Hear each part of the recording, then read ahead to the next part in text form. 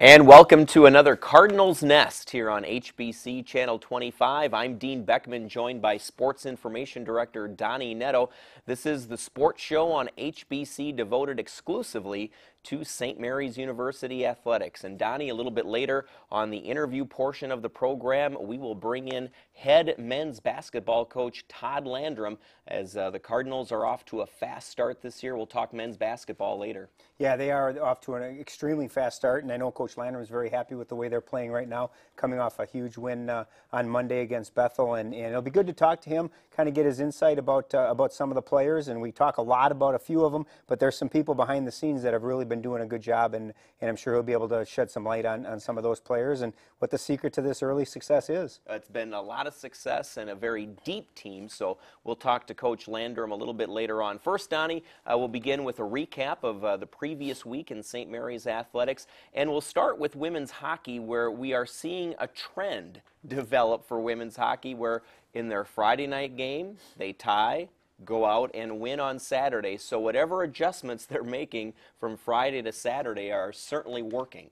Yeah, and it's unfortunate. It's one of those trends that you haven't decided whether it's necessarily a great thing or a not so great thing, because they keep tying that first night. But I know Coach Manor will say anytime that he can get 3 points out of a 4-point weekend, that's certainly something to be happy about. Playing St. Catherine last weekend, coming away with a tie the first night, and then a big 4-0 win the second day. And that's a very, very big 3 points, because St. Catherine was unbeaten coming into the weekend in terms of conference play. So that's certainly a good 3 points to pick up. And you know, they're playing very well. You look at it, you keep talking about ties and wins, you keep forgetting it. They're 6-1-3 overall, which is a great way to come into the Christmas break, to be just one loss in their first 10 games. So I know Coach Manor's feeling very, very good about the way they're playing. He's getting some outstanding goaltending from Kay Collier, their returning sophomore, and also from Sarah Gustafson. Sarah played the game on Saturday night, and she picked up the shutout, her first collegiate shutout of her career, with 41 saves, which is a phenomenal performance.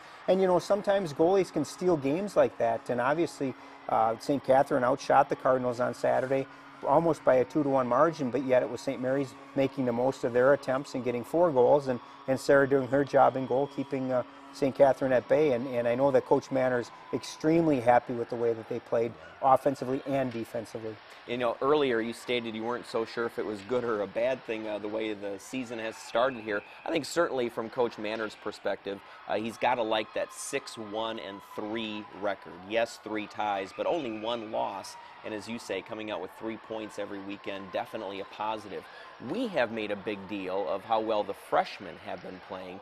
But in doing so, we've also neglected a little bit to talk about the scoring leader for the Cardinals, and that's Nicole Olson, who continues her terrific play for the Cardinals. Yeah, and it's interesting when you term it scoring leader, because last year Nicole was their goal scoring leader. She had 12 goals on the season to lead the team. This year she scored her first goal of the season on Saturday, or on Friday night, and then yet she leads the team with 10 points because she has 9 assists. And I think that more than anything, it kind of shows that leadership that she has, that, you know what, I don't need to be the goal scorer this year. Let's set somebody else up. And she's got a couple of very good line mates that are playing with her. And you know, Nicole's dishing the puck, and other players are putting it in the net. And really, when you start talking about you know, points, to me, assists are far more important than goals are, because that means that you gave the puck up so that somebody else could score. And so you know, for her to have 9 assists in 10 games is really phenomenal for Nicole. And there we see the Cardinals tied for second in the conference, just a point behind front-runner Gustavus. How is Coach Manor feeling now about the fact that the Cardinals have a bit of a layoff coming up now until they go out to Massachusetts to play in the Cod Bowl the first part of the new 2011 year? It has been kind of a tough schedule for them, because they played before Thanksgiving, then had a week off, and then they played St. Catherine, and now they're off for literally almost 3 weeks, and then they'll go out to Massachusetts for 2 non-conference games there. So it's been kind of a bumpy schedule right now in terms of getting a lot of consistency in your games. But you know, as we'll talk to Coach Landrum in the middle segment, once you hit January, it's game, and there is no stop. So you take advantage of the time that you have off when you have it off, and you know, hopefully they won't get as they say, too rusty. They'll get a couple of those non-conference games out east, which will be a great trip for them to get to go out to Boston and play some teams that they haven't played before. And I think that's always exciting. They'll play Trinity the first day of that 2-day tournament, and then they'll play the winner or the loser, depending on how they do,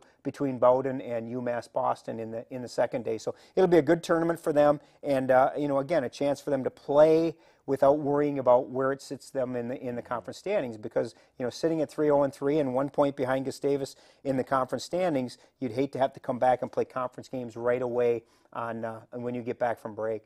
And so we'll preview that Cod Bowl a little bit more on next week's Cardinals Nest.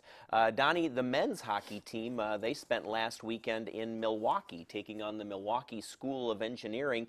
Doesn't sound necessarily like a hockey powerhouse, but they are ranked number 11 in Division III in the country, and it showed, shutting out St. Mary's on Friday night and then winning big on Saturday 7-1. Yeah, and I talked to Coach Moore after that second game, and he said, it was a lot closer than that 7-1 score. It was 2-1 in the second period, and Milwaukee was scored a power play goal right after St. Mary's had a really good chance to score to tie it at 2-2, and instead Milwaukee goes down and scores, and then 16 seconds later they score again. So instead of it being a 2-2 game, all of a sudden it's a 4-1 game, and St. Mary's just could never get on track after that. Milwaukee School of Engineering, as you said, it doesn't sound like it's a very good school, but they're outstanding, ranked number 11 in the country.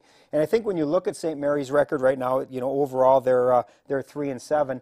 You look at those 7 losses, and 6 of them are to ranked teams. So obviously they've got a very tough schedule. Not that that's any excuse or anything, but a very tough schedule. And once they get back into the heart of their conference schedule, I think they're going to be ready to go. You use all those as learning experiences, and Milwaukee School of Engineering, a very good team. You learn from your mistakes there to go on. You'll play Marion this Friday in another non-conference game, go on break, and then come back for 2 non-conference, and then it's conference the rest of the way. So you kind of use these as really preparation for when you get into January, because then it's for all the marbles, and that's when it really matters. Quite frankly, Donnie, the losses they've had this year, yes, against mostly ranked teams, but they were much closer losses this year than they were a year ago. They just got blown out a year ago in some games, but other than that 7-1 game, that really hasn't happened similar this year. Absolutely, a lot more competitive in games, and we talk about the scoring leaders and whatnot. You look at the men's team. Kevin Wentland leads the team with 5 goals, and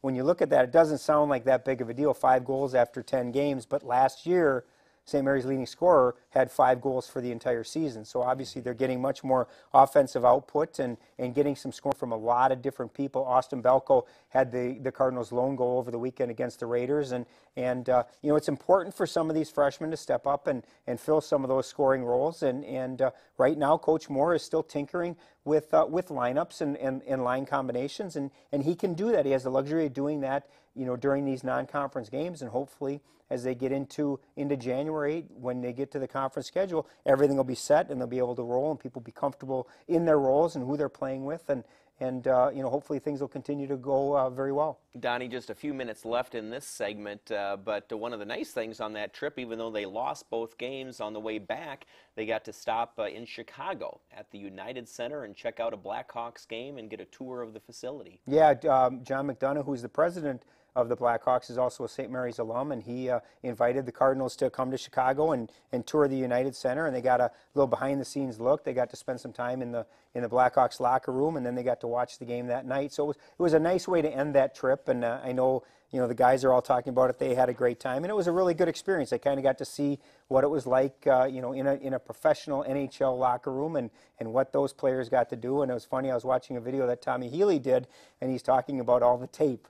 And there was this kind of tape and that kind of tape and this game. And it was it's interesting because you get to kind of see the life of a pro hockey player, and I know that they enjoyed it, and certainly are very thankful for John McDonough's generosity to allow them to come and spend some time at the United Center. All right. In swimming and diving action, the women were in Concordia up at Moorhead last week, and they lost their matchup. 90-41 was the final, but all in all, Coach Lindquist pleased with the individual performances. Yeah, kind of an interesting weekend for them in that both teams are supposed to compete in Hamlin, and then the women were going to go on to Moorhead to take on Concordia, and the men were going to come home. Well, with the snowstorm that happened Friday night, the return trip wasn't going to work out. So the men actually stayed home, and then the women went up and competed against Hamlin on Friday, and then on to Moorhead on Saturday. And they had some very good individual performances. Liz Flynn won both the diving competitions against Hamlin. Lisa Lucas won a couple events against Hamlin. And then on Saturday, you've got the 200 freestyle and 400 medley relay teams both won. And I know that Coach Lindquist was very happy about the relay team's performance because, you know, that's one of those things that they haven't really seen a lot of outstanding performances is in their relay competition. So it was good to see them really step up, find a good four-person combination that worked, and hopefully he'll see more of that as the season rolls on. And it was, you're right, overall it was a good performance, and they've got 2 more meets this weekend. They actually travel to Luther for a dual meet on Friday, and then a very unique Saturday where just the divers will go up to St. Catherine and they'll compete in an 11 dive competition invitational up at St. Catherine. Usually in the dual meets and some of the invitationals they go to during the regular season, there's 6 dive competitions for the divers. This will be an 11 dive competition because it'll be more like what they'll face when they go to the MIAC, which is an 11 dive competition. In just a few minutes, we'll be bringing on Todd Landrum, the head men's basketball coach for the Cardinals. Donnie, in women's play, the Cardinals are off to a 4-2 start, but some disappointment in their last outing against Bethel. I think after I talked to a few of the players after that one, that was a game they felt they should have had. Unfortunately, they got off to such a slow shooting start in that one, just not able to recover in that 11-point loss. Yeah, offensively they struggled in the first half, and really that hasn't been their trademark. Their trademark has been getting out to a good quick start. They've kind of dominated the first half in their first several games, and so I think that Coach Pearson was probably a little surprised with that 16-point first half against Bethel. But you know, it's been a great start to the season for them. You know, for them to be sitting at 4-2 overall, and you know, that's a good start for them, and I'm sure that Coach Pearson is very happy with that. And you know, obviously, as we talk, and we'll talk to Coach Landrum, the conference season what matters, and you know, they've got a very busy stretch here where they play. You know, the women will play again on Saturday at St. Catherine, and then their return on Sunday to take on Concordia, which is going to be a super huge battle for them, and then they're off for Christmas break. So it's a busy time for them, and I know one of the things for the women is you know, they've played most of their games on the road. The Saturday game against St. Kate's will be their 6th straight road game. So I think they'll be happy to get home on Sunday to take on Concordia and be home for a change. It's always nice to be able to you know, get up at a normal time and you know, do everything, come to your own locker room to get ready and whatnot. And I think that it'll be nice for them to get home after several games on the road. Definitely the heart of the conference season coming up, as it is for the men's team. We'll talk to head coach Todd Landrum coming up next here on HBC Channel 25. Hey, I'm Buddha, inviting you to join me for a brand new show here on HBC TV 25 called Real Attractions. We'll show you trailers from the latest movies to hit theaters and also what's being released on DVD that week. Plus, you have a chance to win free movies by registering at my.hbci.com/realattractions. But you gotta watch to win. So check out Real Attractions here on HBC TV 25, hosted by yours truly, which is why we didn't call it Real Attractive.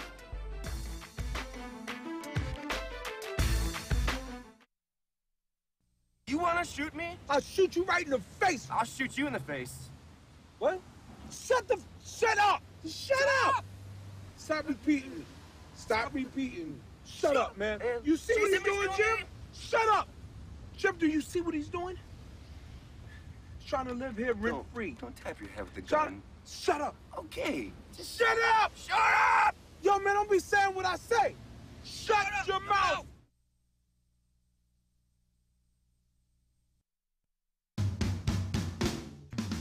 Wouldn't it be nice if there was a mobile phone company where you could actually get great customer service? Well, the wait is over. Full mobile phone service is now available at HBC. With plans starting as low as $40 a month on the nation's largest coverage map, HBC Mobile has a plan for everyone. Individual, family, data, they're all available. And they all come with the personal customer service you've come to expect from HBC. Stop in today at 58 Johnson Street, Winona to see how you can get a free phone. HBC Mobile. Service you can trust. And we're back on the Cardinals Nest. Dean Beckman along with Donny Nadeau, joined now by the head coach for the men's basketball team, Todd Landrum. Todd, thanks for being on the show today. And I remember when you were on the program a couple of years ago, One of the things you talked about, one goal was raising expectations for men's basketball at St. Mary's University. And I would say going into this year, you have certainly done that. The expectations are high. You're putting out a great product, a great squad there, and they're working hard, they're playing hard. Talk about coming into this season, how different that was for you compared to a couple of years ago, your first for the Cardinals. Well, I think there's two things. First of all, we had everybody back. That doesn't happen very often in college basketball. Mm-hmm. We also, secondly, we had a significant senior class, a group that had been in the program, the young men who had won 2 games as freshmen, who stuck with us. Not everybody did. I'm not the easiest guy to get along with sometimes, and it's hard to understand, you know. But so having seniors for the first time to play a significant role can either be a very positive thing, or it can be, well, let's play this out, and I've got to find a job and graduate, you know, and find the girl of my dreams. So right now, it's worked out pretty well. Talk about the start. 4-1 to open the season. You know, obviously coaches want to win all the games, but is this about where you expected to be after 5 games, or how has the start been for you as a coach? No, I expect to win them all, and I thought we'd be 5-0, but I'm not the smartest guy in the world, and we probably won't win them all, but I can't approach it any other way. Kevin, my assistant, has told me that I need to get over the Augsburg loss and move on. So the 2 games we've played have helped me considerably. I think that I didn't put a number expectation. We're not playing real well right now. We're not playing like we should. We need to be playing a lot better. You know, after Saturday, we go on the Burger and Bus Tour. We play 8 out of 9 on the road. 4 out of 5 conference games on the road to start January. Our conference does the worst job of scheduling in the country. I've been in 6 different leagues. You mentioned Coach Pearson's team, who starts with 4 straight road games in the league. That's ludicrous. That's unacceptable for the athletes, and the administrators need to, you know, maybe do something about that. But you know what? I tell the guys, it's 94 feet long, 10-foot baskets, and you play well, you win. Obviously, you know, you mentioned you haven't been playing very well individually. Last Monday, you talk about the performance of Chris Palmer, who did play very well, 37 points, 11 rebounds, outstanding performance, especially from a person who was injured. And earlier in the day, you and I talked, we weren't even sure he was going to play. Right. And when I say we're not playing well, we're not playing up to our standards. And we know what we face down the road here. And to get where these guys think they want to go, we need to raise our level of play. And we can't, you know, we can't accept where we're at. And we have some great stretches. Chris Palmer had a great freshman year. He's one of the best inside and outside threats that I've ever coached at any level. He came back very mature, much smarter player, and I think having the day off the day before and sitting around with the managers with ice on his thumb probably gave him a little extra energy, you know, and he was really ready to go. It was a great performance. You know, it was one of the interesting thing about that performance to me was, you know, we talked off camera. He made his first 3 shots, all 3-pointers. All of a sudden, he's got 9 points. The game's 3 minutes old. But to me, what really impressed me, he was 13 for 13 from the free throw line. Obviously, as you say, great inside-outside player. Got to the line, and obviously when he was at the line, he made all the free throws, which is, in important games, that's an important statistic. Well, being the 4th leading free throw shooter in our league last year with the 3rd most attempts, I mean, we like him at the line. We feel pretty good about it. As I've expressed to our team, our goal is to make more free throws than our opponent attempts. And statistics will prove out that's a pretty good formula for winning. And Chris is an outstanding free throw shooter, and so we do everything we can to get him to the line. You know, one of the things that I've noticed too is, as Dean and I talked in the first segment, you're very deep this year. You know, we're always going to talk about Will Wright, and you're always going to talk about Lucas Holland and Chris Palmer getting their points, but the success you're having right now isn't necessarily just because of those 3. Oh, absolutely. Mike Burfine, a 6'8" sophomore forward from just up the road at Lewiston, is having an outstanding sophomore year, has moved into the starting lineup. He's really given us a big boost. Pat Freeman, who plays forward for us, a junior, gives us tremendous energy to start the game. Gary Seifert has really come off the bench and helped us. Pat Conley's done a nice job. The area that we need to get better in depth is to find the first 2 guys to come off the bench in the perimeter, and we still haven't solved that problem. One of the players said to me, Coach, I'm a little confused. I said, you think you're confused? I'm trying to figure this thing out. I'd like 1 or 2 of you to stick your head up and take those spots. If we can get that rotation solved, I think that will help our depth and make us a deeper team. You know, one of the things that gets focused on, and certainly Donny and I talk a lot about it every week here on the show, are points and offense and all of that, but I have seen sort of a renewed commitment this year to defense by your ball club. Yeah, and that is by design, and we all as coaches, that's our #1 priority. But we had, fortunately for me, but unfortunately for the players, fall break fell on October 15th. So in 5 days, we had 8 practices. And if I remember correct, I think it was practice number 5 when my assistant said, have you thought about us shooting the ball or putting in any plays over this weekend? And so we put in all 4 of our defenses right away.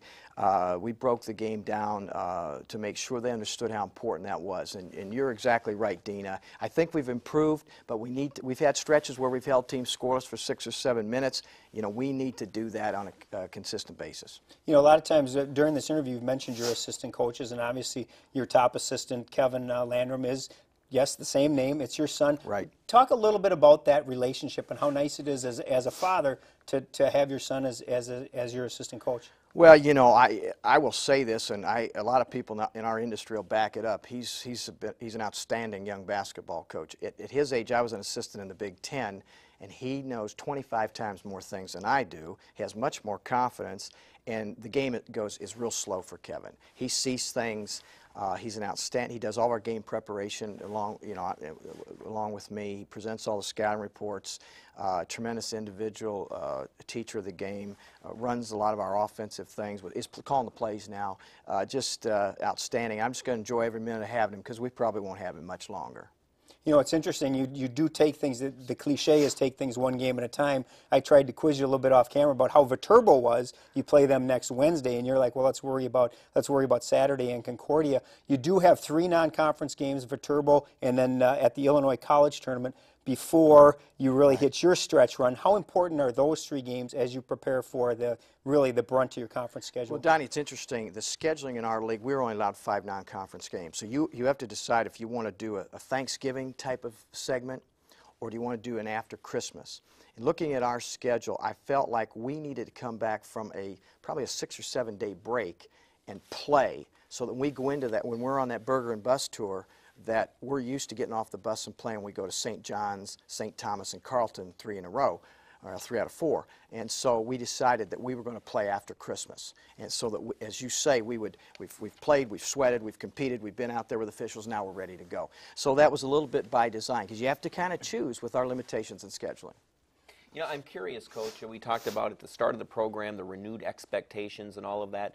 Do the players notice, do you notice a little renewed spirit from the fans at some of the home games? We'd love to pack the place every night. That doesn't always happen, but when the games that I've been to this year, there certainly is some enthusiasm there. I'm ecstatic about it. And I think it's a tribute to our young men and the fact that our young men are known on campus.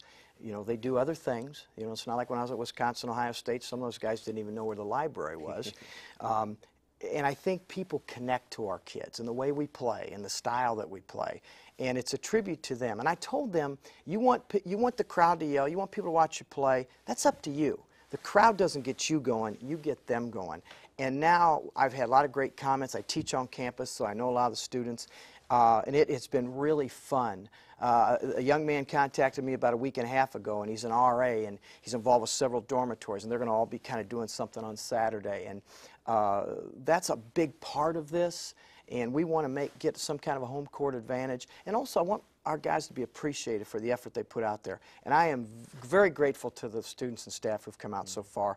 And that's why we want to play well, so they'll keep coming back. It's been fun. Yeah. Coach, you touched on something that I wanted to ask you about, and that is you teach sport management at St. Mary's University. Tell us, you know, how you like doing that, and certainly that's a unique aspect about your job that I'm sure you love at St. Mary's. I think I love teaching, and because that's what coaching is. And you know, I think they looked at the gray around the temples and being all over the country and I've been in pro basketball, I've been an athletic director, and they said, well, maybe this guy can help out a little bit. And I have a lot of friends, and we've had the vice president of Major League Soccer speak to our class, we've had the vice president of the Minnesota Timberwolves, we've had a fundraiser from the Big Ten, we've tried to expose them to a lot of different things that are out there in the athletic and sports world, and I enjoy it thoroughly. And it's juniors and seniors, and I know you take them on field trips too, right? yeah, we've been to a couple places, and I thoroughly enjoy it, and it really gives me a connect with the students. Yeah. All right, just a minute left here in this segment, Coach. So again, looking forward to the rest of the season here. You talked about the Burger and Bus Tour coming up. What are the keys here as you look at closing out the season come January, February? Well, I think you hit on number one. We've got to become more consistent defensively. We are really stressing to be a rebounding team. We can score. You know, we'll put the ball in the basket, but we need to make sure they don't. And then when they miss it, we got to go get it, and we need to run more. We're not playing fast enough for me. But just keep getting better, keep developing that confidence, and we'll show up and play, and we'll count them up at the end and see what happens, huh? All right, that sounds good. Coach Todd Landrum from the men's basketball team, thanks, and good luck here the rest of the season. Oh, thank you. It's been a pleasure. Yep. All right, stay tuned. Donny and I will be back to wrap things up here on the Cardinals Nest right after this on HBC.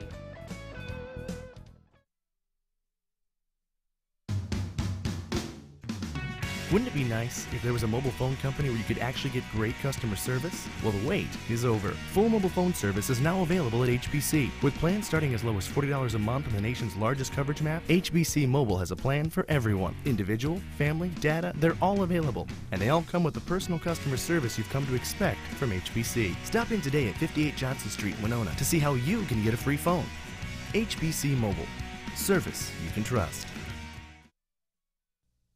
32 teams, 16 games, 1,000 stories. It's a maelstrom of sound bites and highlights. Amidst the chaos, there is a place of reason. Welcome to the Eye of the Storm. Inside the NFL. Wednesdays at 9, followed by Inside NASCAR.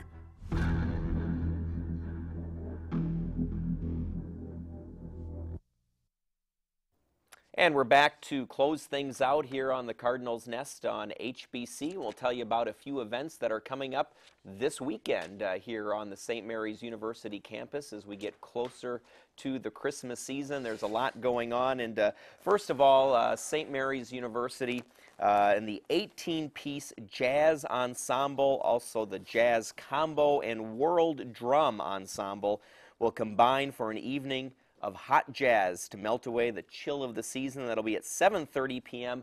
on Friday, December 10th in the Page Theater. Both jazz groups are directed by Professor of Music Dr. John Paulson, and the World Drum Ensemble is directed by SMU alumnus and adjunct music instructor Denny McGuire. And tickets are $10 for adults, $5 for students and seniors, and you can get them at the website on the screen there, pagetheater.org, or by calling 457-1715 is the number for Page Theater. Also, the St. Mary's University Concert Choir, Chamber Singers, and Women's Choir will present their annual holiday tribute called Lessons and Carols. That'll be at 7:30 p.m. on Saturday, December 11th. The concert will also feature the St. Mary's University Chamber Orchestra. The performance will be held at the Chapel of St. Mary of the Angels, which is located on the Cotter campus at Wabasha and Viola Streets. Music will include familiar carols as well as selections by a variety of composers from the Renaissance to the present. And again, pagetheater.org or 457-1715. And finally, volunteers with the Student Activities Committee went door to door to the halls on campus, collected 268 pounds of food and $255 in cash for the Merchants Bank 10 Days of Giving food drive that will go to Winona Volunteer Services. So thanks to all the students who donated to that. That's going to do it for the Cardinals Nest for this week. Tune in again next week right here on HBC Channel 25.